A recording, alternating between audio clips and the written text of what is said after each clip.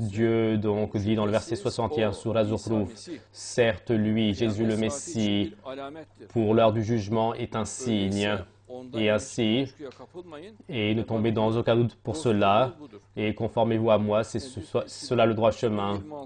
Et la valeur Abjad donne 2026, et juste la période du Jésus le Messie. Regardez 2026.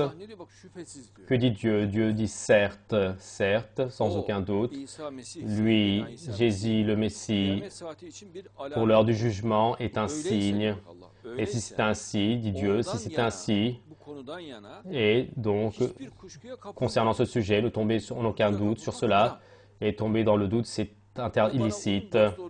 Et conformez-vous à moi, c'est celui le droit chemin, le diable, c'est-à-dire l'antéchrist, surtout qu'il ne vous sépare pas du chemin de Dieu, certes lui, l'antéchrist, le diable, pour vous est un ennemi déclaré, clair, évident. Jésus le Messie, lorsqu'il vient avec les signes clairs, donc avec le Coran, je suis venu à vous avec une sagesse. Le Coran est une sagesse du début à la fin. Et sur ce quoi donc vous divergiez, pour vous expliquer cela, car ils sont tombés dans la divergence. Certains donc soutiennent la Trinité, certains d'autres choses. Ils sont divisés en dogmes religieux et ils sont dans beaucoup d'impasses de croyances. Que dit Jésus le Messie? Sur quoi vous êtes tombés dans la divergence? Vous pouvez expliquer une partie de cela alors. Donc, réfugiez auprès de vous et obéissez-moi. Certes, Dieu est mon Seigneur et votre Seigneur. Et en ce moment, donc, servez-le. C'est le droit chemin. Donc, Jésus le Messie va aller s'attirer vers une seule croyance. Et ensuite, après une partie de croyance. Et après, quand Jésus-Fils de Marie va venir, donc, il va y avoir encore donc, la divergence. Le christianisme va se diviser. Donc, le christianisme mohamédien va se diviser donc encore en dogmes. Dans les derniers moments du monde, le Mahdi donc enlève les dogmes, ils vont les ramener à nouveau et les gens vont donc s'égarer à nouveau. Jésus le Messie va les enlever, ils vont s'égarer, ils vont les amener à nouveau et ensuite il ne va rester plus de dogmes religieux, il ne va rester plus de religion, plus rien du tout. Désormais, malheur donc à ceux qui ont pressé pour le jour douloureux. Tout de suite passe au jour du jugement, il explique. Et que ceci est un signe du jugement, que comprend que c'est en relation avec le jour du jugement, c'est clair. Et donc, de la manière dont on va les versets, on comprend ouvertement l'événement. Tout de suite, Dieu passe au jour du jugement.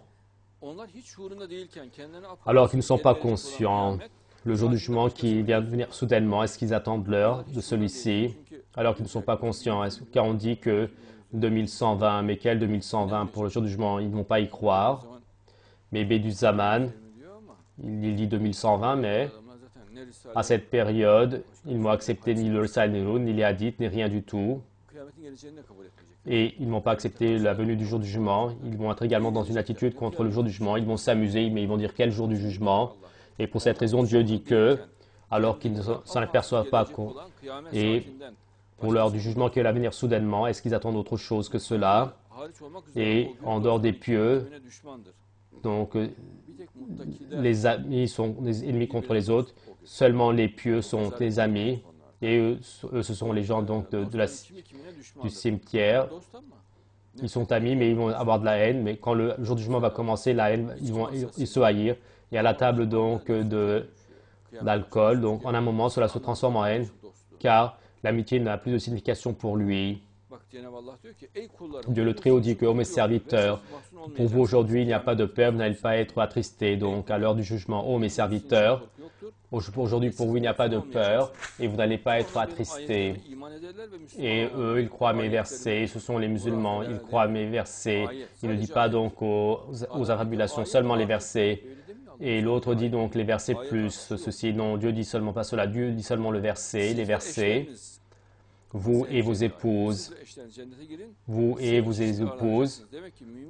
allez être accueillis dans la joie. Cela veut dire que les femmes croyantes, les épouses croyantes, et donc les croyants, donc ils vont directement au paradis. Et s'ils sont mariés, donc ils sont mariés, ils vont au paradis ensemble. Et vous allez être accueillis avec joie. Et autour d'eux, donc, ils se promèneront avec des plateaux et des vases d'or. Et pour que cela leur plaise, Dieu propose une telle beauté. Et là-bas, ce que leurs personnes voudront, donc il y a de tout, de toutes choses, les yeux, et la personne en prend plaisir. Et vous allez rester là-bas éternellement. Ce n'est pas 60 ans, ce n'est pas non plus 60 000 ans, ce n'est pas 60 trillions d'années, non plus ni 64 trillions, et ce n'est pas 60 trillions, 4 trillions multiplié par 64 trillions, c'est combien de temps? C'est pour l'éternité. Et donc, suite à ce que vous avez fait, donc le jardin, le paradis dont sa vérité est celui-ci, il y a beaucoup de fruits pour vous, de ceci vous allez en manger.